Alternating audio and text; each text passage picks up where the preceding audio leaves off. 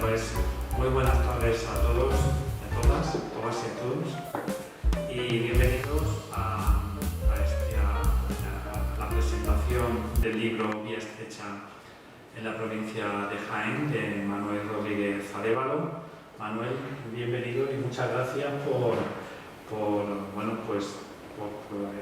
venir a este museo, por haber tenido el interés también de que esta obra se pueda difundir aquí en Madrid a través del Museo del Ferrocarril de Madrid. Nosotros estamos encantados, es nuestra misión la de difundir aquella bibliografía y aquella producción historiográfica bibliográfica que aparece en torno al ferrocarril, y en cuanto conocimos la publicación de este libro, pues nos parece muy interesante incorporarla a la programación de actividades del museo. Bien, pues La Vía Estrecha en Jaén, La Vía Estrecha en la provincia de Jaén, es un libro muy reciente, publicado en septiembre de este mismo año, de 2023. Y bueno, pues tenemos a su autor, Manuel Rodríguez Arévalo. Quería dar unas pinceladas del autor. Manuel es natural de Villanueva de la Reina, provincia de Jaén. Reside en la capital, en Jaén capital, y trabaja en su ayuntamiento. Él es diplomado en Gestión y Administración Pública y licenciado en Ciencias del Trabajo, y además cuenta con títulos de especialista en recursos humanos y títulos de experto en emprendimiento, ambos por la Universidad de Jaén. Y yo creo que este último título de experto en emprendimiento tiene mucho que ver también con las iniciativas que ha abordado Manuel en el plano cultural, ¿no? En esa carrera paralela que llevas aparte de tu profesión en la administración pública, ¿no? Manuel Rodríguez Arévalo ha publicado trabajos de investigación en diversas revistas culturales, ha presentado comunicaciones en diferentes simposios, congresos, en el ámbito regional, en el ámbito autonómico andaluz, en el ámbito comarcal, provincial, en diferentes jornadas históricas que se han realizado en diferentes poblaciones de la provincia de Jaén. La verdad es que esa trayectoria es bastante interesante, y bueno, en su currículum pues hay muchísima participación en diferentes jornadas y seminarios. Hay una parcela que me gustaría destacar. Ha trabajado, y él trabaja en temas etnográficos, trabaja sobre la historia en Andalucía, en todas sus temáticas. Ha tenido participación en jornadas de patrimonio documental, en congresos en temática archivística. De hecho, la última de ellas, pues ha participado en el 4º Congreso Virtual de Archivos, Historia y Patrimonio Documental, que se ha celebrado este mismo año, en 2023. Y ha publicado nada más y nada menos que 13 libros. 13 libros. Ha publicado dentro de esa temática que comentaba anteriormente, en el que trabaja sobre antropología, etnografía, folclore. Pues ha tenido, como decía, lleva ya 13 publicaciones, con esta última: Historia de la Quintería, Antología de coplas populares en Villanueva de la Reina, su ciudad natal, Crónica de los cortijos y caseríos en Villanueva de la Reina, Leyendas del Santo Reino de Jaén, Jaén en romance, Flora y la Virgen del Contadero, Los caminos de hierro en la provincia de Jaén, que es su primera incursión en la historia ferroviaria, Entidades locales autónomas de Jaén, El tren del aceite, esa segunda incursión de la línea Linares-Puente Genil, Tabernas, mesones, posadas y ventas de Jaén, que fue además Premio Argentaria 2022, y también ha tocado otras parcelas como los bomberos de Jaén, ¿no? Como servicio público allí en Jaén Capital, entiendo, y nuevas leyendas del Santo Reino de Jaén. Y a esta relación de publicaciones pues se suma el de la Vía Estrecha en Jaén, que hace la número 13, y por eso del número, yo no soy supersticioso, pero bueno, creo que tienes, y nos contarás en proyecto y en cartera, más publicaciones, ¿no?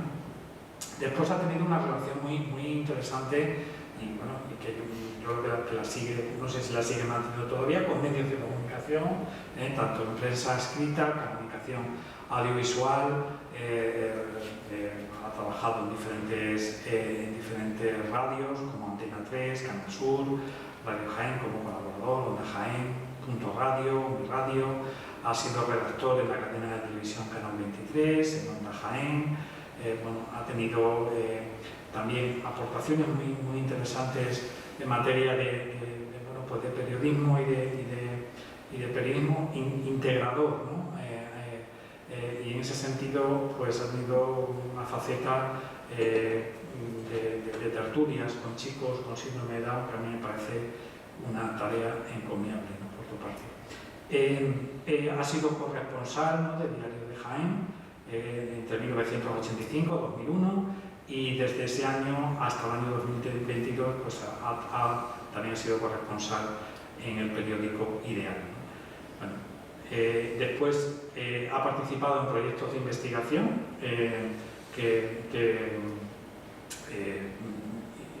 iniciados desde la Universidad de Jaén, como el patrimonio literario oral de la comarca de la Sierra Sur de Jaén, documentación y tratamiento archivístico, digital y estudio, patrocinado por el Instituto de Estudios Jienenses, y ha formado parte también del proyecto de la Universidad de Jaén, aprobado por el Ministerio de Economía y Competitividad, sobre dirección, tratamiento archivístico y digital y estudio lexicológico, histórico, literario y musicológico del patrimonio oral de la Andalucía Oriental. Desde luego, con esta trayectoria, Manuel, bueno, pues todo lo que en todos los proyectos en los que te metas y que empieces a trabajar, seguro que con este bagaje pues van a salir productos muy interesantes como el que hoy venimos a presentar, que es el de la Vía Estrecha en Jaén. Bueno, el libro es un libro en el cual Manuel Rodríguez Alévaro pues, ha dedicado, nos dirás el tiempo, pero desde luego has estado presente en multitud de archivos. En este archivo histórico ferroviario has pasado muchas horas de investigación, pero no solo en este, en el AGA, el Archivo Nacional el Archivo Nacional de Cataluña, en el Archivo Histórico de Sevilla, en el Archivo Histórico de Linares, en el Archivo Histórico Provincial de Jaén, en la Biblioteca del Instituto de Estudios Jienenses. Es decir, ha hecho un trabajo muy meticuloso que ha venido de las fuentes documentales y archivísticas que se depositan en estas instituciones, ¿no? Cuenta el libro con un prólogo, yo creo que magnífico y muy cautivador, ¿no? De Andrés Padilla Cerón, del Centro de Estudios Linarenses, que yo creo que realmente introduce muy bien la obra y el trabajo que Manuel Rodríguez nos presenta a través de este libro, ¿no? Manuel Rodríguez, yo no voy a extenderme en el detalle porque él nos va a contar muchas más cosas, pero lo que después de haber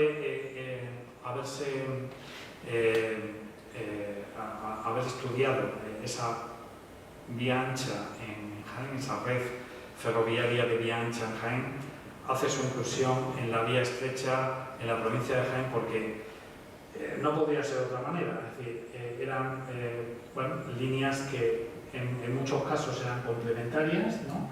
Para ese tráfico, para llevar hasta los puntos de conexión con la red ferroviaria nacional ese producto mineral, ¿no? Aquí Jaén, ferrocarril y minería van de la mano, es un binomio indisoluble y ese binomio se aprecia principalmente en la red ferroviaria de vía estrecha, ¿no? Entonces, pero no solo fue un servicio de mercancías para llevar y acarrear ese mineral hasta los diferentes puntos de transformación, fundiciones o a esa red ferroviaria de vía ancha. También fue un ferrocarril que prestó un importante servicio público de pasajeros, ¿no? Y además, todos conocemos esa centralidad ferroviaria que va a tener la ciudad de Linares, una ciudad que, si mal no recuerdo, llega a tener hasta 7 estaciones, ¿no? 7 estaciones, cuando una ciudad tiene 7 estaciones, es que, yo creo que Madrid nos llegó a contar en la capital con 7 estaciones de terminales, ¿no? Y bueno, pues Linares, ese centro ferroviario que existía en Linares, pues también daba, por supuesto, servicio a diferentes explotaciones ferroviarias, como fue el tren de Linares a la Carolina, el tranvía de Linares a las Minas, el tranvía de Linares a Baeza, en Palma, la estación de Linares Baeza, y el tranvía de la Loma, ¿no? Esas experiencias ferroviarias de carácter secundario, de vía estrecha, son abordadas en la obra, al igual que otras experiencias ferroviarias, como fue el tranvía de Marmolejo, ¿no? Un tranvía impulsado también por ese turismo balneario, ¿no? que se va a desarrollar a comienzos de siglo en dicha localidad. Quizá este tranvía, que fue un tranvía además de tracción animal, ¿no? Y del cual nos podrás hablar posteriormente, podría haber llegado quizá más si esa unión entre Puerto Llano y Marmolejo planteada durante la dictadura de Primo de Rivera se hubiera llevado a efecto, ¿no? Paradójicamente, después, muy cerquita de esa trayectoria, de esa línea proyectada, se puso en marcha después la alta velocidad, ¿no? De la alta velocidad entre Madrid y Sevilla. Pero además de esto, además de todas estas experiencias ferroviarias de vía estrecha, también nos hablas de esa experiencia del tractocarril, ¿no? El tractocarril que es desde luego muy interesante, muy quizá extraordinaria, ¿no? Y que aquí la planteas, que aquí la desarrollas y que ahora nos vas a hablar sobre ella. Y después también esa red, también abordas la red de vía estrecha que se daba en el interior de las explotaciones mineras, ¿no? Que era fundamental para ese acarreo desde las bocas de mina hasta los embarcaderos, hasta los cargaderos, ¿no? Bueno, pues eso también, esas vías interiores también son tratadas en tu obra, ¿no? Y también los proyectos no ejecutados, hasta un total de 33, si no me equivoco. Y creo que se ha quedado alguno en las finanzas públicas. 33 proyectos no ejecutados que van desde el tranvía de cable metálico de Guarromán al ferrocarril de Córdoba, un proyecto que de 1872 hasta el tranvía Linares-Bailén, que es un proyecto que data del año 1925.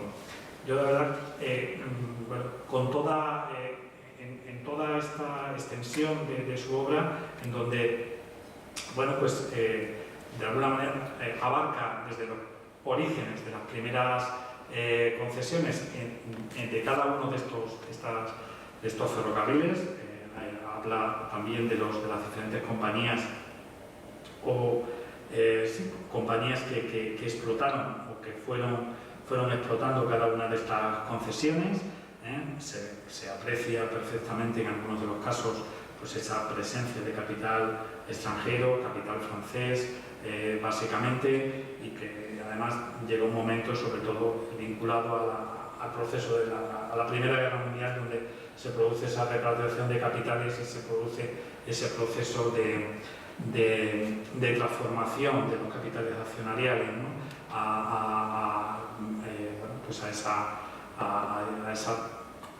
ese predominio ya del capital de origen español, ¿no?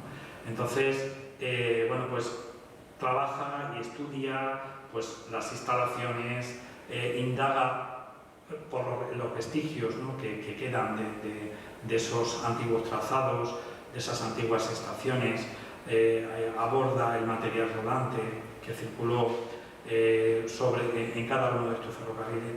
Y después, en esa trayectoria anterior que he mencionado, en el que, como decía, Manuel pues, tiene esa faceta antropológica en la cual, buscar los testimonios orales ha sido uno de sus desempeños, yo creo que en cada una de las obras que abordas, y en esta también. No he contado el número de testimonios, pero a lo largo de estas páginas y a lo largo de cada uno de los ferrocarriles que analiza y que estudia en su devenir histórico, aporta esa información de carácter oral que se la transmiten en algunos casos antiguos trabajadores, en algunos casos antiguos usuarios de la línea, o personas que trabajaron en los cotos mineros próximos a estos ferrocarriles y que le han contado pues cómo era la explotación en esos años en los cuales estos ferrocarriles estuvieron activos, anécdotas, vivencias, ¿no? que Manuel ha ido recopilando una a una, grabando y que desde luego pues es una fuente incalculable hoy en día para conocer pues también esa faceta de la historia del trabajo, de la historia social vinculada al ferrocarril, ¿no? Y a estos ferrocarriles en particular. Por tanto, puedo decir que este libro ya en sí constituye ya una gran fuente documental para el estudio del ferrocarril en la provincia de Jaén, particularmente para la Vía Estrecha, y considero que es una obra de gran valor que merece ser conocida, que el Museo del Ferrocarril está muy contento de poderla divulgar en el día de hoy. Y ya sin más, Manuel, te cedo la palabra y te doy las gracias desde la comunidad de investigadores y desde la comunidad de personas interesadas por la historia de estos ferrocarriles, por el gran trabajo que has realizado y que continúes y que esa raíz ferroviaria que tienes ahí, de la que seguramente nos hablarás ahora, pues que de alguna manera la mantengas y que sigas aportando tan buenos ejemplos de trabajos bien hechos pues bien complementados pues eso, con el uso de las fuentes documentales. Pues nada, muchas gracias, Manuel, y te doy la palabra. Bueno, muchísimas gracias, Paco. La verdad que estoy encantado de estar aquí en este magnífico espacio. Considero que es la cuna precisamente del trabajo que estoy haciendo del ferrocarril en sí, particularmente del de Jaén. Tengo que agradecer enormemente a esta institución, a su presidente, el hecho de que se planteara desde un principio que hiciera todo lo posible para que nos reunamos aquí, el grupo de personas que le interesara el tema. Yo decía al principio, cuando estábamos esperando, haciendo horas, que yo que llevo muchas presentaciones, pues son 13 libros y a mí me gusta llevar los libros. Yo soy como el dicho aquel de que si Mahoma no va a la montaña va a Mahoma. Es decir, yo prefiero ir a llevar esta publicación a cada uno de los pueblos que siempre forman parte de mis publicaciones. Entonces, pues he visto de todo. Pero eso no me quita las ganas ni el deseo de seguir investigando, de seguir trabajando, porque yo considero que esto es una labor que me ha correspondido a mí, por lo que sea. Soy quizá el único que escribe de la provincia de Jaén a nivel conjunto, pero como yo disfruto y tampoco me cuesta excesivamente los dineros, bueno, eso lo vamos aparte, ¿vale? Porque está ahí mi mujer y va a decir mentira. Yo con sacar dinero para pagar a la imprenta me sobra. Yo lo demás ya no quiero. Entonces, quiere decir que yo disfruto, estemos aquí 10 o estemos 25 o 200 personas.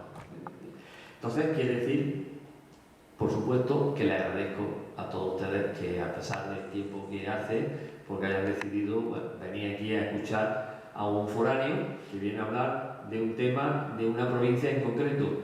Y yo siento decirle que yo soy un amante de mi provincia. Considero que Jaén es, no voy a decir única, porque van a decir que va a ser única, no, para mí es única, y tiene un rico patrimonio histórico, artístico, cultural, etnográfico, natural, geográfico, gastronómico, de todo.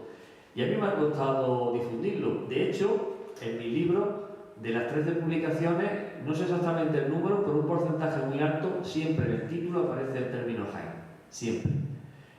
Y con él, pues no solamente doy a conocer mi provincia dentro de la provincia, sino también salgo fuera.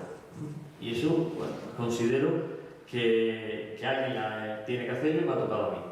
Y yo, como siempre me gusta complicarme un poco la vida, pues digo, cuando vaya a Madrid, no solamente voy a presentar el libro, sino yo quiero, además de promocionar mi provincia con el libro, voy a promocionar también con folletos turísticos. Entonces, ahora después van a recibir una bolsa con folletos turísticos de los municipios que forman parte de este libro, diferencia de los ayuntamientos en cuestión. Pero además van a tener la suerte, eso es lo que se han perdido, lo que no han venido, de que hay una botella de aceite, ¿vale? Lógicamente una botella no es como esa, es más pequeña, pero que debo agradecérselo a la almazara, tanto Oro Bailén como la Quinta Esencia, que han querido apostar también por promocionar, lógicamente, Jaén con su aceite, que no puede ser para menos. Luego, si le gusta el aceite, pues ahí está la dirección y le pueden pedir la botella que quieran, no hay problema ninguno. Bien, una vez dicho ese preámbulo, yo siempre en todas mis presentaciones no hago que duren más de 45 minutos, porque considero que yo aquí lo que vengo a hacer es a que el gusanillo de saber más pues se complete con la adquisición de un ejemplar del libro. No que es así de claro. Y además, la próxima vez que yo venga aquí, que digan, Manuel Rodríguez, sí, ese no se enrolló mucho, ese cumplió lo que decía. No es de los políticos que dicen, no, pero vamos a dejar la política, que habla y no cumple. Yo cumplo 45 minutos, más no voy a estar para explicarle, para dejarle ese buen gusto del libro que yo pretendo a ustedes que están aquí y a los que nos están viendo, porque ya saben que el que no esté aquí se ha perdido la presentación, pero sí va a poder adquirir el libro en la tienda del museo. Eso también es importante y es de agradecer la colaboración del propio museo.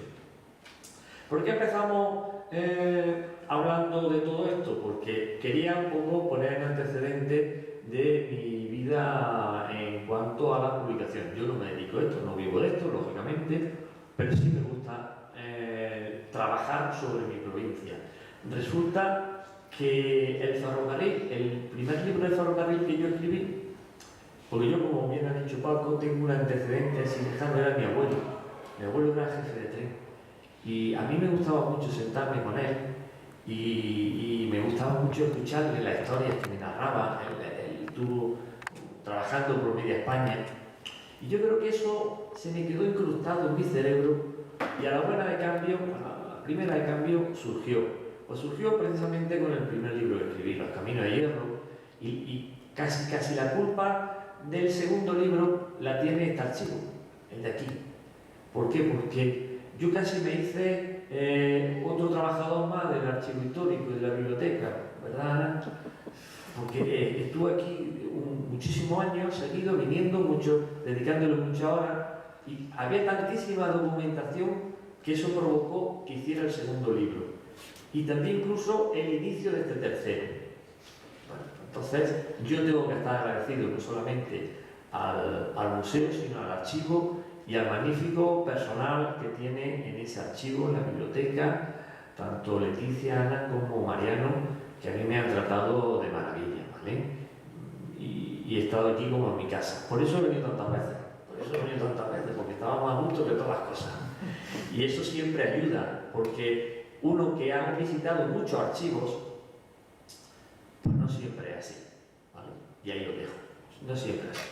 Vamos a empezar a hablar del libro ya. Como he dicho, tiene el nombre de Jaén, vía estrecha en la provincia de Jaén. El ferrocarril, la primera línea, el primer tramo de ferrocarril de vía estrecha se produjo en el año 1864 a raíz de la inauguración de Carcajante dentro de la provincia de Valencia. Ahí empezó los primeros albores de este ferrocarril. Nos trasladamos a Andalucía y en Andalucía se iba buscando un ferrocarril barato, o relativamente barato, relacionado con el mundo de la minería. Y se enfocó a la vía estrecha.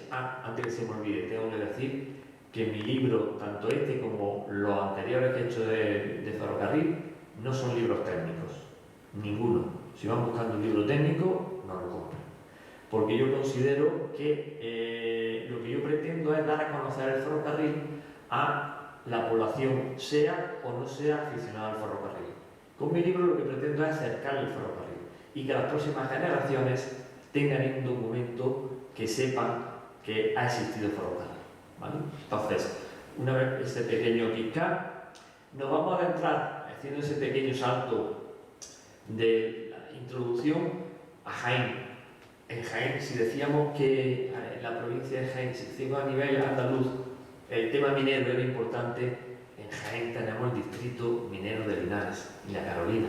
Entonces se convirtió este ferrocarril en el eje vertebrador, precisamente, de la vía métrica. Pues entonces casi tenía todos los elementos para empezar a escribir. Y aquí a mí que me gusta meterme en todos los charcos, digo, pues ya está. Pues en un principio, cuando hice el primer libro, Los Caminos de Hierro, digo, aquí hemos acabado ya con el ferrocarril. Me gusta escribir sobre todo de otro tipo de temas, también patrimonio de la provincia, pero el ferrocarril consideraba que a lo mejor no podía ser. Bueno, resulta que del primer libro, Los Caminos, he hecho 7 reediciones ya. ¿Por qué será que gusta tanto el ferrocarril? Pero no solamente que gusta, sino que me ha inculcado a mí, aquí un gusanillo que tengo dentro, yo creo que tengo un tren circulando continuamente por mi sangre, porque el conocimiento es muy vago del ferrocarril, pero el interés que tengo por darlo a conocer, impresionante. Eso me ha llevado a escribir el segundo y ahora el tercero. Os voy a hablarle a lo largo de esta tarde de los distintos capítulos que ya ha introducido bastante bien Paco. Lógicamente él sabe mucho más que yo del ferrocarril, con diferencia, pero aquí nos vamos a complementar, porque lo que él nos ha dicho lo voy a decir yo, ¿vale? Así que se lleven una idea un poco más clara de lo que he pretendido acercar a todos los lectores con esta publicación. Comenzamos con el capítulo del tren de Linares a la Carolina. Con este tren ya teníamos esta compañía, la compañía eléctrica de tracción, que en 1905 va a presentar un proyecto en el que quiere o pretende un ferrocarril con 2 secciones, una de San Roque a la Carolina y otra de San Roque a Linares. Y el tipo de vía era el ancho métrico. Aparece un personaje. Yo en el libro suelo mucho de personajes, de personas. Cuando ha dicho que he entrevistado 55 personas entrevistadas en este libro, de las cuales algunas de ellas no han querido que apareciera su nombre, pues yo lo respeto, pero han sido 55 personas. Vale, pues resulta que en 1906 el señor Menfi presenta una petición al Ministerio de Fomento en el que en nombre del conde de Mejorada del Campo, Gonzalo Figueroa de Torres, solicita la concesión de un tranvía de una de las secciones antecitadas, concretamente de San Roque a La Carolina. Esa concesión fue otorgada al tal conde, pero no se le veía mucha gana a este hombre de seguir con ese proyecto. El caso es que un año después se la va a transferir a una nueva compañía Echemín de FEC de La Carolina Extensión, así como se llama. Bueno, pues entonces esa compañía empieza a funcionar hasta 1927, en el que va a transferir sus derechos a favor de la compañía de ferrocarril de La Carolina y Extensiones. Empieza a funcionar, trabaja bien, efectivamente en el momento que este medio de locomoción llegaba a los municipios por los que iba parando, pues el color de esos municipios iba cambiando a mejor. No solamente por el tratamiento de las mercancías, sino por la posibilidad de los desplazamientos en esa época. El caso es que llegamos a 1954 y se crea una nueva compañía, ¿vale? La Compañía de Ferrocarril de La Carolina y Prolongaciones. Pero no llega en el mejor de los momentos. Resulta que hay una evolución importante del ferrocarril por carretera y en 1961 dejó de funcionar. A lo largo de la historia de este ferrocarril ha habido bastantes accidentes, yo recojo algunos, sobre todo las publicaciones de la época te facilitan información muy curiosa, muy interesante, como por ejemplo esta que publicó el periódico La Época el 24 de julio de 1928, y voy a leer textualmente lo que decía. A las 8:30 de esta mañana, el tren número 2 de viajeros, en el kilómetro 19, cerca de Guarromán, descarriló.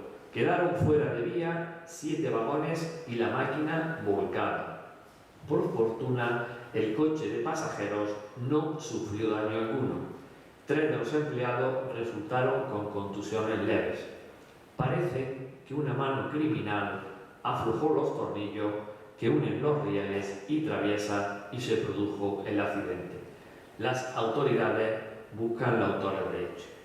Bueno, como esta noticia hay muchas que no he querido centrar solamente en accidentes, pero sí en algunos de tipo curioso para que se sepa que no era todo camino de rosa en aquella época.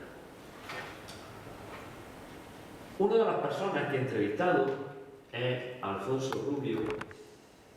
Este hombre, por desgracia, no ha visto el libro publicado. Se murió o falleció 6 meses antes. Él vive en Guarromán, además era el padre del alcalde de ese momento, y no había sido trabajador, pero sí había utilizado este ferrocarril.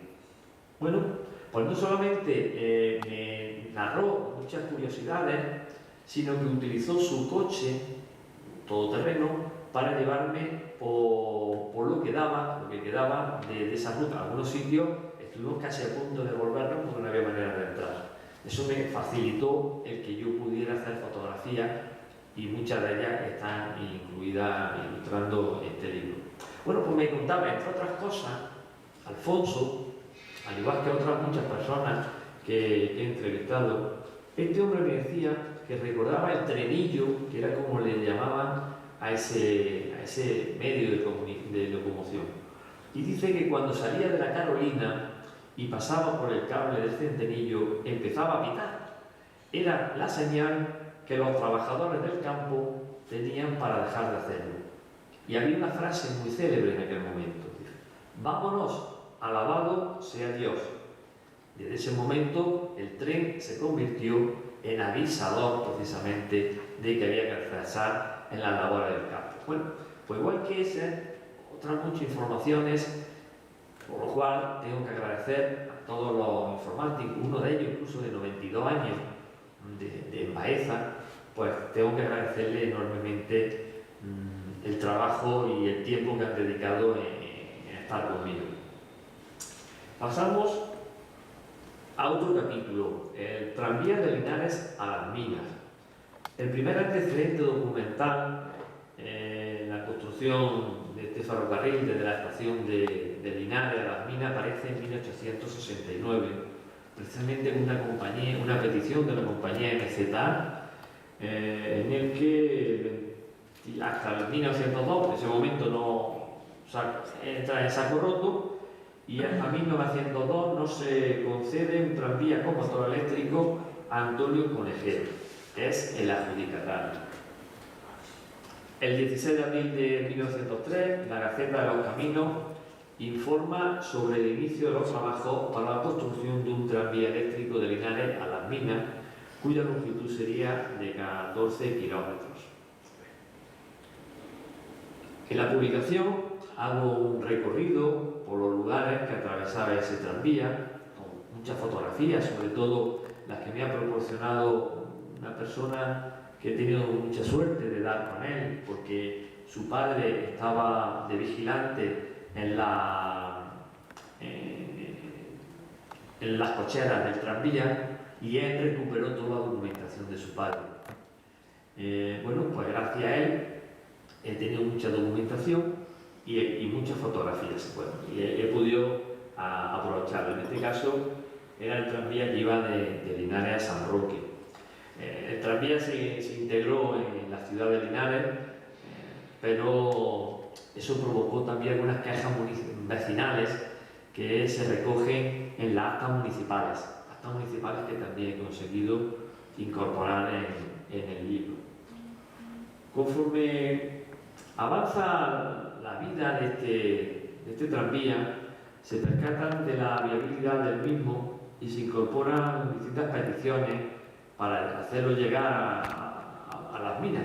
En Linares había una cantidad enorme de minas. En este plano, en concreto, es recogido en el Archivo Histórico Ferroviario, de los muchos que he conseguido y que, bueno, pues como ya he dicho antes, tengo que agradecer. Luego, la historia de los tranvías de Linares la recojo, quizás sea uno de los capítulos más extensos o uno de los más extensos junto con el de la Carolina, pero es que es cierto que el Archivo Histórico Municipal de Linares es un archivo que está muy completo también y hay muchísima información, y eso junto con este señor, con Bernabé Gómez, de las cocheras que hay de Linares, pues ha dado lugar a que todo lo relacionado con Linares pues consiga ampliarse. Y entonces, ¿qué ocurre? Pues que igual que todos los medios que estamos viendo, llega un momento en que la vida útil no es tal como se hubiera deseado. Mediante decreto del 23 de septiembre de 1965, la empresa de ferrocarriles del Estado, FEBE, va a entrar a formar parte de su dirección, y en el momento que eso es así, supone que va a desaparecer. De hecho, un año después, ni siquiera un año después, el 15 de enero de 1966, queda clausurada la línea de Linares a Las Minas. Pero desde Linares también había otra línea a Baeza-Empalme, que es la estación Linares-Baeza, que se llama estación Linares-Baeza, que tuvo varios nombres también, antiguamente de Arquillo. Y bueno, pues en ese capítulo tenemos que la Gaceta de Madrid, que era el periódico, el Boletín del Estado de esa época, en 1907, publica una información relativa a la solicitud de una concesión para un tranvía eléctrico de la estación de Baeza a Linares. Pretendía, ¿qué pasa? Pues que Linares-Baeza era la estación de Villancha y había que acercar los viajeros de alguna manera. Bueno, ¿cómo creían? Pues ya está, un tranvía. Este tranvía fue concedida la línea en 1913, el proyecto sufrió algunas modificaciones. Ya se sabe, los proyectos iniciales casi nunca terminan siendo o idénticos a lo propuesto en un principio por circunstancias diversas. En 1946 se produce un incremento del número de viajeros debido al aumento de población del barrio de Linarejo, sobre todo, que es un anejo a la estación de Baeza en Palmi. En ese mismo año se cifra en 281.740 pasajeros del tranvía eléctrico de Linares a la estación de Baeza. Un año después aumentó a 332.434 viajeros. Ya son viajeros, ¿no? Es decir, fue una línea importante. Pero también le llegó el fin. El cierre de la explotación se produjo el 29 de diciembre de 1965. Otro de los capítulos es el tranvía de la Loma.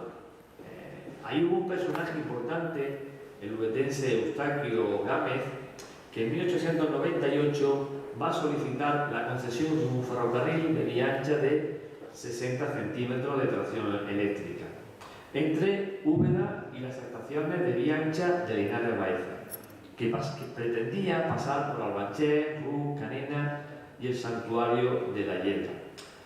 Bueno, pues esos fueron los inicios. Resulta que se va a adjudicar, pero este señor tampoco estaba muy por la labor de ese medio de locomoción, y lo va a traspasar a uno que ya hemos citado antes, Antonio Conejero, que fue el encargado del tranvía de Linares. Total, en 1905 se queda Antonio Conejero con esta línea, pero tampoco le va a durar demasiado. El 1 de septiembre de 1905, meses después, Antonio Conejero va a traspasar la concesión a la Sociedad Eléctrica Tranvía Eléctrica de la Loma. Empieza a funcionar de una manera más o menos estable. En 1936, de nuevo, se va a hacer cargo de la gestión un organismo público. Todo esto lo voy narrando en la publicación, y vamos dando saltos por fechas. Se hace cargo de la explotación de ferrocarriles del Estado, y finalmente se pasará en el 1965 a FEBE, y finalmente un año después, unos meses después, se suspende el servicio. Hay muchas historias que recojo en esta publicación, y una de ellas es curiosa. Sucede en la estación de Ibros. Entonces el jefe de estación, que se llamaba Alfonso, era un hombre que quería quedar bien con todo el mundo, y se cruza con el sargento de la Guardia Civil. Mire usted, mi sargento, que tiene usted el asiento número 1 del coche número 1 para el día de la inauguración. Sargento más contento que todas las cosas. Hombre, muchas gracias, Alfonso. Gracias, ya nos veremos. Vale, perfecto. Poco después se cruza con el cura. Resulta que le dice lo mismo. Mire usted, padre, que tiene usted el asiento número 1 del coche número 1 de la fecha del día de la inauguración. Ah, hombre, pues voy a rezar 3 Padres Nuestros por usted, Alfonso. Muchas gracias. Claro, en todos los municipios había 3 grandes fuerzas, que era la Guardia Civil, la Iglesia y el alcalde. Bueno, pues resulta que no encontraba al alcalde. Bueno, ¿dónde estaba el alcalde? Va al campo, no lo encontraba por ningún sitio. Casi ya se dio por vencido. Y bueno, lo ve ahí a lo lejos, se acerca. Hombre, señor alcalde, es que tengo aquí el asiento número 1 del coche número 1 para el día de la inauguración. Hombre, Alfonso, muchísimas gracias. Bueno, pues llega el momento de la inauguración. ¿Cómo se resolvió el tema? En el libro está. Ahí está. Ahí aparece. Luego se lo leo. Pero fue de una forma muy curiosa. En este capítulo también recojo información del parque móvil, recorro sus estaciones, aparecen fotografías, que es lo más complicado que he podido obtener, a pesar de ello, han sido 200 y pico fotografías. Y bueno, pues he pretendido de alguna manera recoger esa información en este capítulo. Y ya pasaríamos al tranvía de Marmolejo. Este medio de transporte, como ya ha citado Paco, nació para desplazar a los bañistas, como se les llamaba, a las personas que acudían a Marmolejo. Marmolejo era tan importante en sus baños que tenía 12 hoteles, una población de 2.000 habitantes, 3.000 habitantes.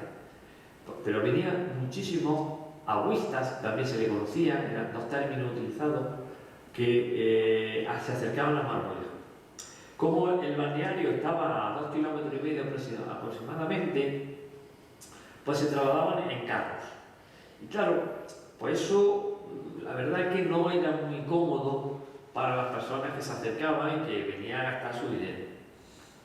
El caso es que en 1909, quien gestionaba la sociedad va a encargar un proyecto de tranvía para ese traslado.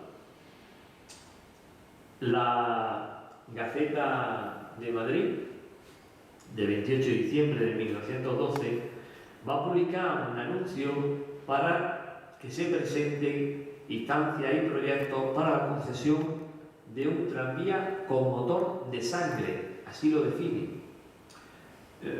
Lógicamente,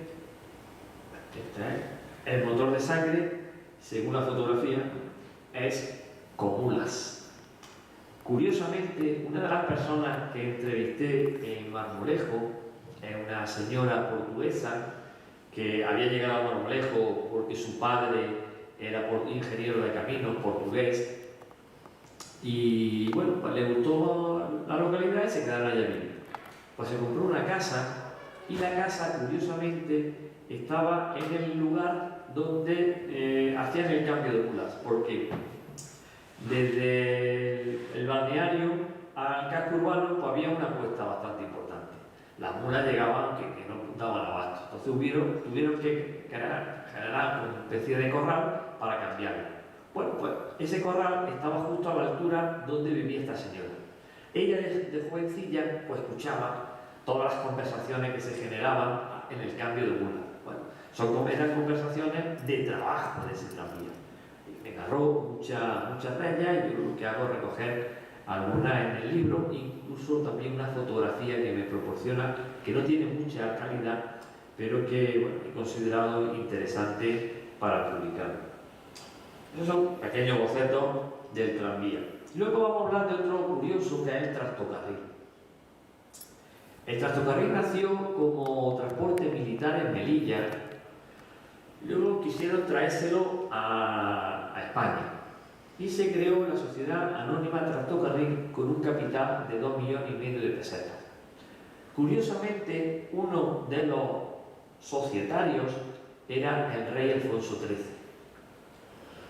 Bueno, pues el rey le aconsejaron que podía ser un interesante proyecto. En un principio, ese tractocarril iba a ir desde Úbeda hasta Villanueva del Arzobispo. Al final se quedó en Villacarrillo, fue Úbeda, Torre Perojil y Villacarrillo.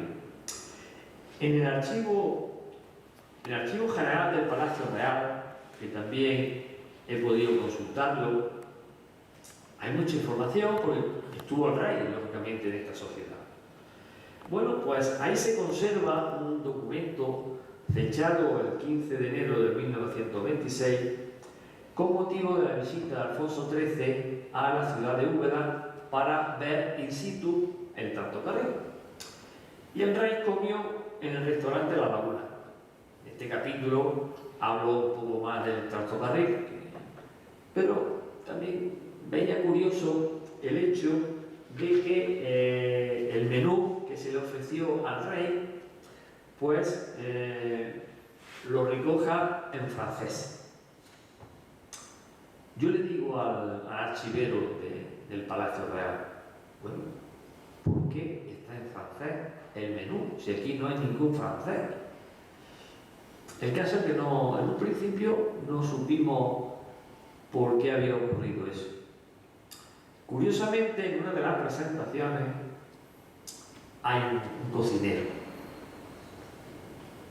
Y yo, como siempre dejo que intervenga, me dice, pues sí, tiene su lógica, porque no es lo mismo decir un plato en español que en francés. Te da mucho más caché. Bueno, pues por eso hicieron este menú. Yo lo he publicado en el libro, que entre otras cosas, el monarca comió huevos cocidos con queso parmesano, costilla de ternera con patatas, paté de liebre trufada, corazones de achicora rizada y macedonia de frutas. De todas maneras, el Tractocarril no tuvo una vida demasiado larga, no llegó ni al año, desde 1926 a 1927, porque en un principio nació para transportar solamente mercancías. Era en un trayecto muy corto, se pretendía llegar a Úbeda, que teníamos el tranvía, no cuajó demasiado bien. El caso es que, bueno, duró lo que duró, menos de un año. Sin embargo, sí ha quedado, bueno, pues la pequeña historia que yo he podido recoger de este ferrocarril, porque lo que ha sido imposible obtener ha sido fotografías de ese tractocarril en esa línea. Luego ya prácticamente el tractocarril tampoco cuajó en el resto de España, pero yo tenía mucho interés. Entonces estuve investigando en los archivos tanto de Úbeda, Torreperojil, Villacarrillo, ahí no había nada, consulté con los cronistas, con muchas personas y ninguno tenía fotografías. Es más, algunos ni sabían que existía el tractocarril, que había existido el tractocarril. De ahí la importancia que yo le doy a esta publicación escrita en papel, que es como me gusta a mí escribir, porque seguro que cuando llegue a Villacarrillo esta obra, o a Úbeda o a Torreperojil, pues muchos de sus vecinos se van a enterar de que allí habían tenido un ferrocarril de este tipo, además muy peculiar, que no, muy exclusivo, podemos decir. Bueno, pues gracias, mi libro así va a ser. Y no solamente ellos, sino las próximas generaciones, pues también lo van a tener. La publicación también recoge otro capítulo dedicado a la vía estrecha en las minas y a los proyectos no ejecutados, como bien ha dicho Paco antes. Se me ha quedado alguno por publicar porque me ha llegado la información a posteriori. En los archivos tenemos alguna dificultad, los investigadores, como digo, tenemos algunos problemas a la hora de obtener información. Les cuento mi experiencia. Cuando yo voy al Archivo General de la Administración de Alcalá de Henares, es un archivo que yo he visitado desde hace mucho tiempo y que antes, hasta hace un año o así, pues había que tirarse allí 3 semanas si querías escribir a mano toda la información que tenías, porque si lo dejabas para que te hicieran fotocopia, te llegaba cuando la obra ya se había extinguido. Tardaban muchísimo estas fotocopias. Yo, y me consta que algunos de los investigadores que hemos estado allí, como lo comentábamos en los descansos, pues mandábamos solicitudes para que nos permitieran hacer fotografías, igual que lo hacen aquí. Así se trabaja de forma genial, porque yo hago 3.000 fotografías en 2 mañanas y el resto ya lo estudio en mi casa. Pues no, en el Archivo General de Administración no era así. Ahora ya, a raíz de todas nuestras reclamaciones, te permite hacer hasta 60 fotografías, creo que era. Bueno, algo. Entonces, bueno, en este caso, la información que se me ha quedado pendiente de publicar, pues ha llegado del Archivo General de Administración, que lo pedí, las copias, y me han llegado muy tarde porque es muy larga la cola. Bueno, yo no me gusta criticar los archivos, pero sí es cierto que por lo menos gracias a que hemos reclamado que podamos los investigadores pues, hacer fotografías a los documentos, pues al menos algo tenemos, por lo cual así lo hemos, eso hemos avanzado. Entonces, bueno, pues ahí queda por si hay una segunda edición o, bueno, este libro a lo mejor puede generar más información de otro investigador que considera que de alguna parte en concreta de la línea que quiera indagar un poco más. Pues genial, si todo lo que se trata es de dar a conocer la historia y la intrahistoria del ferrocarril, en este caso de vía estrecha, en nuestra provincia de Jaén. Y con eso es lo que yo pretendía. Y luego, en toda esta tema de magno de información, yo siempre he considerado que había que darle la importancia que se merecía a las personas que han trabajado en ese ferrocarril y a las personas que lo han utilizado. Entonces, he dedicado un capítulo homenaje a todas esas personas y lo cierto es que algunas de las fotografías no las he podido datar porque quien me la ha facilitado no tenía esa información. Normalmente la datación siempre está en los archivos, todo lo que sea fuera del archivo es más complicado. Pero es que en otros casos tampoco he podido relacionar el nombre de las personas que formaban parte de la fotografía. En algunas ocasiones sí. El caso es que lo que yo pretendía que era hacerle un merecido homenaje a todas esas personas que en su momento hicieron el esfuerzo de trabajar en unas condiciones pues bastante paupérrimas, diría yo. Pues ahí tiene ese reconocimiento. De hecho, el otro día en una presentación me dijo un señor, pues aquí aparece mi abuelo. Yo no lo sabía ni siquiera, en una foto que había varios ferroviarios. Aquí aparece mi abuelo, mira qué alegría. Se lo voy a decir ahora mismo a mi hermana. Bueno, pues yo me alegré enormemente.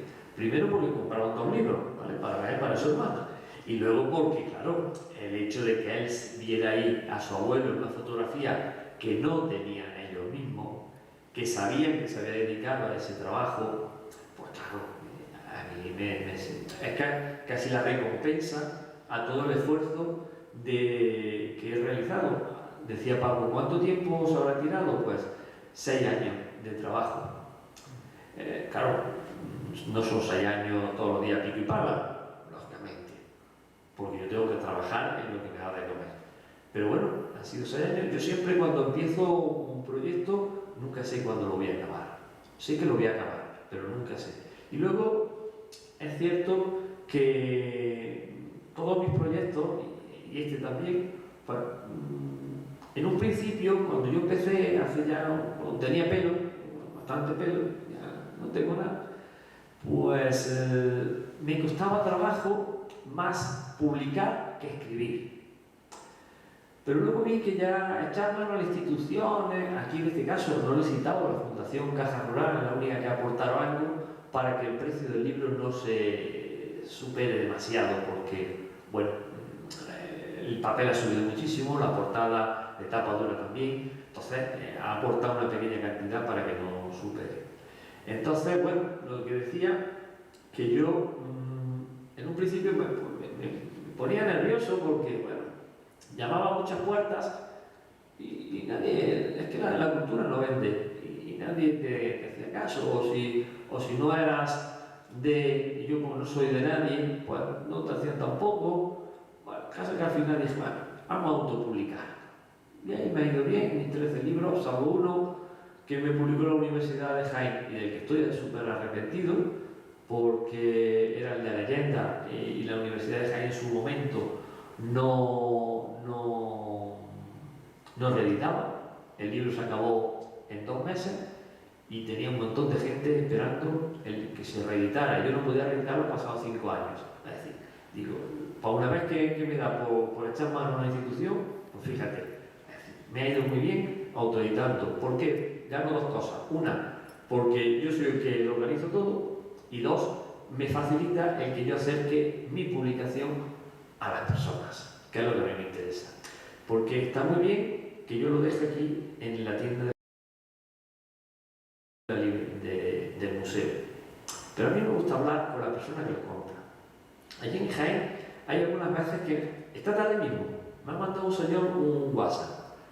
Mira, que quiero comprar su libro, que soy de Jaén. Digo, pues mira, si es de Jaén lo tiene en la librería tal y tal. Es que a mí me gustaría que me lo entregara usted en mano.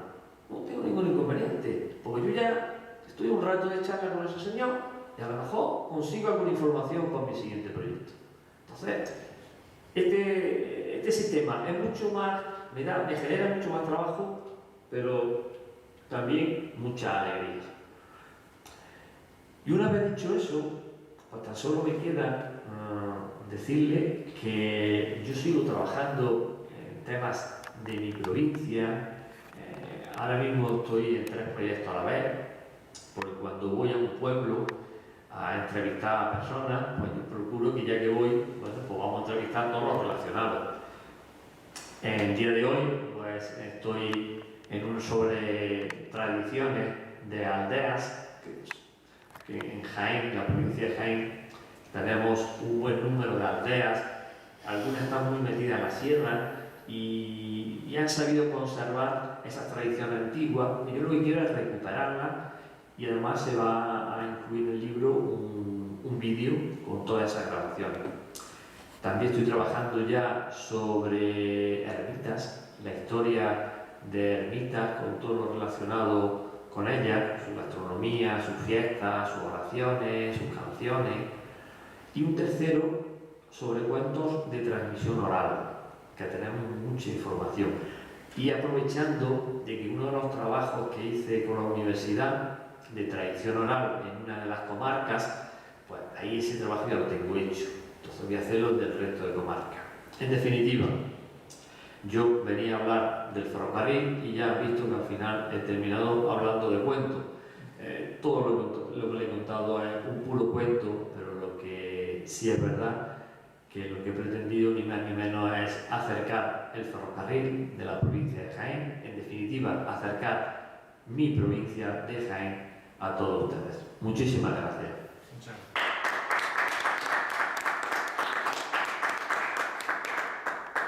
Si tiene alguna pregunta, espero que no me haya colado. Muchas cosas sobre estos proyectos, los ferrocarriles y proyectos ferroviarios. Y bueno, tenemos aquí una pregunta, ¿no? Carlos. Sí, bueno, me he encontrado con la sorpresa, porque en la premura de tiempo yo conocía la obra sobre el ferrocarril de Biancha y efectivamente una delicia el leerla y el verla. Me imagino que esta sigue esos mismos pasos. Me gustaría hacerle una pregunta. Siempre que paso por la Carolina, siempre me llama la atención la carreterita que sube o que va a las minas del Centenillo. Centenillo. Que por cierto, hay un capítulo en el Centenillo en el libro. Por eso invitar a leer el libro. Entonces, bueno, en la Escuela de Minas de Madrid está el castillete de las minas del Centenillo. Entonces siempre me he preguntado, ¿queda algo en las minas del Centenillo? ¿Merece la pena hacerse esa excursión, sobre todo en verano? ¿O aquello se ha ¿qué iba a decir yo del Centenillo? Merece la pena verlo, pero si lo que va solamente buscando los restos si va ahí, me lo dice y yo le pongo a una persona que le va a llevar a los sitios que conoce lo que queda de minas del Centenillo, porque se lo conoce muy bien. Pero es cierto que lo que queda es muy vagamente y muy disperso. Es la verdad que el Centenillo hoy en día tiene una carretera con muchas curvas, eso sí, pero cuando llega allí es un pueblo que parece que no ha evolucionado demasiado. Ahora mismo es de segunda vivienda de muchas de las personas de la Carolina, de Linares, pero todavía quedan allí algunos vecinos. Incluso aparece en el libro uno que conseguí entrevistar, que había estado trabajando en ese ferrocarril. Pero es un pueblo muy tranquilo, que tiene unas zonas de paseo exagerado, que te lleva con este señor, que yo le digo, por todos los lugares donde había restos de lo poquito que queda. Pero tampoco esperes encontrar gran cosa. No sea, por favor. No esperes encontrar gran cosa. Pero de lo que haya, le lleva y se lo enseña además, porque tanto a él como otro, Alex y Miguel Busto, que se llaman los dos, pues tienen, a pesar de que la entidad es muy, muy pequeña, pues están haciendo un gran trabajo de recopilación de información, de fotografía. De hecho, Alex está preparando un museo de objetos relacionados con la minería y objetos relacionados con el ferrocarril de vía estrecha que había ahí. Entonces, cuando lo termine va a ser una maravilla. A lo mejor es el momento de que acuda al Centenillo, porque para ver ese museo ya es visitable, pero no está completo. Yo cuando estuve presentando el libro hace menos de un mes, me llevó para enseñármelo. Está haciendo una cosa muy curiosa y puede ser un atractivo más para visitar el Centenillo. Y además que se come muy bien. No me dan dinero ni nada de eso, puedo hablar. Os lo apuntaré yo. Agradecido. Sí. Yo, Manuel, quería saber un poco más sobre el tractocarril, que bueno, has mencionado que estuvo apenas un año funcionando, ¿no? Que se llegó a... Porque yo me estoy fijando, y es que no he parado desde que accedí al libro a ver esta imagen de ABC, ¿no? Publicada en ABC, que esta es la experiencia que se puso en marcha en Melilla. ¿no? Y aquí hay como una... Es decir, ¿cómo funcionaba exactamente el tractocarril? Es decir, ¿tenía una estructura que era móvil? ¿Cómo era? ¿O era fija o había...? Era como las vías de un tren estrecho y luego era como un tractor, como un camión. Bueno, los camiones estos que hay en el ferrocarril, que tienen su nombre, que ahora no me sale, pues parecido a eso. Claro, nosotros tenemos ahí en el andén, en este andén que tenemos nada más bajar, al fondo tenemos lo que denominamos la Fargo, que es una camioneta. Es parecido a eso. Con ruedas neumáticas. No, pero sin ruedas neumáticas. Esto es sin ruedas neumáticas. Claro. De manera que, de hecho, había un libro interesante que técnicamente lo describía. Yo no he llegado a profundizar mucho, porque ya he dicho que el libro no es técnico, pero sí lo describía muy bien y yo describo ahí alguna parte. Pero era, bueno, tal como se ve en la fotografía, es como funcionaba ese ferrocarril. La lástima es que no tuviera ninguna fotografía de cómo era actual, bueno, en su momento el que se dispuso en la provincia de Jaén. Era así, pero, y además con poquitos vagones, un poco vagones y solamente para trasladar, sobre todo se transportaba temas de pescado, que lo cogía en la estación de Úbeda, y telas casi todo, y bueno, y aceitunas. Y había pasajeros, es decir, llevaba pasajeros, pero no había pasajeros, solo mercancía. No, bueno, no es que veo aquí. Sí, ahí sí. Ahí sí, porque eran las tropas. Pero en este de tractocarril de Úbeda no había pasajeros. Y es un sistema que sí tuvo una cierta implantación aquí, me parece que en Inglaterra, además, y en África, se fue. Pero nosotros no terminamos de... Pero hoy en día, no sé, existe ya Pues precisamente uno de los archivos que consulté, o varios de allí de Inglaterra, precisamente buscando algún resto que si no había aquí, allí que estaba un poco más desarrollado, pues tampoco, no hubo manera. La información que me llegaba no hacía referencia ni siquiera a eso. No ha sido posible. Y fuera de ahí tampoco. Entonces, no digo que no exista, pero yo no lo he encontrado. Eso me ha pasado en muchas presentaciones, que yo como escribo a nivel provincial, pues surgen temas que yo a lo mejor con la persona que está hablando o con el archivo que está consultando, pues no había información. Y luego me dice, pues yo también sé de esto. Pues genial. Yo soy una esponja, lo cojo. Pero sí me ha pasado en todas las publicaciones, siempre ha ocurrido que se han quedado temas sin tratar. Es muy difícil hablar. Porque yo quiero abarcar mucho toda la provincia por darla a conocer y bueno, pues siempre se me queda. Bueno, eso siempre es, bueno, por lo que decías anteriormente, ¿no? Pues futuras ediciones o revisiones que puedas hacer de la misma, pues puedes incorporar las fuentes estas que nos cuentan que han llegado tarde de larga y que seguramente eso me ha pasado siempre en todo. Por ejemplo, el que hice primero de leyendas, a raíz de presentarlo en tantos sitios me han ido surgiendo nuevas leyendas. Claro. Pues eso ha dado lugar al segundo nueva leyenda. Pues con esto puede ocurrir algo parecido, porque me está llegando mucha información. Ese efecto bola de nieve, ¿no? Sí, eso es, efectivamente. Y yo lo agradezco, ¿no? Claro, yo lo agradezco. esto es así, es así. Y de los informantes, de los 55 informantes, ¿cuántos fueron ferroviarios o pudieron? Porque claro, estamos hablando de ferrocarriles que la mayoría de los casos se cierran en los años 70, ¿no? Claro, es que han pasado ya, pues... Claro, lo que era el ferroviario, a lo mejor un porcentaje del 10% de que ellos lo vivieran. De este hombre de los 90 años, 92. Luego ya los otros habían sido, algunos curiosamente habían seguido la tradición del padre, por ejemplo, o del tío ferroviario, y lo que me contaba era lo que le habían narrado a ellos, no lo habían vivido directamente. Y luego un porcentaje también, tampoco muy grande, eran de que lo habían utilizado. Muchos de ellos, casi todos, lo habían utilizado cuando eran pequeños. O cuando iban al colegio, se trasladaban de uno de los pueblos estos a Úbeda o a Baeza, cuando iban al colegio era su uso. O luego cuando celebraban, iban a la romería de la Yedra, pues acordaban que era un día festivo y ponían no sé cuántos trenes para que todo el mundo se pudiera trasladar, porque en esa época no había coches, y bueno, eso es el recuerdo.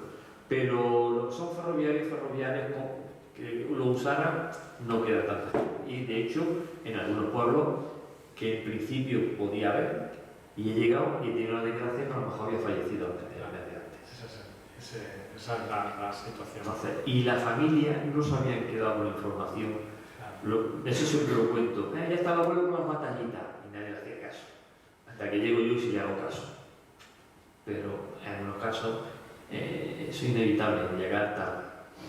Eso, pues la verdad que no me gusta mucho, pero claro, no puedo llegar a todos sitios a la vez, ni mucho menos.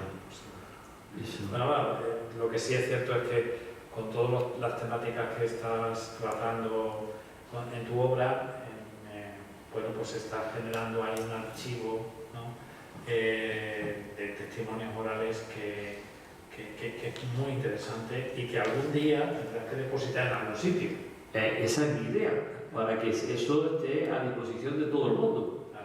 De hecho, en este que estoy haciendo ahora de la aldea, ya no solamente me voy a limitar a escribir, estoy grabando. Estoy grabando en vídeo además. Para que si la señora me canta, yo no voy buscando que vaya a Eurovisión cantando, no. Estoy buscando que me cante ese tema que hace 20 años que no se canta y que esa es la única señora que lo conoce. Vale, pues eso lo estoy trabajando ahora, en ese vídeo. De hecho, ya a raíz de una de esas entrevistas masivas que hice en una aldea, pues se ha generado un grupo de trabajo para recuperar todas esas tradiciones relacionadas con las canciones y tradiciones que se habían perdido. Bueno, pues ya antes de que salga el libro ya hemos conseguido que haya un grupo de trabajo. Vale, pues yo me siento más contento de todas las cosas.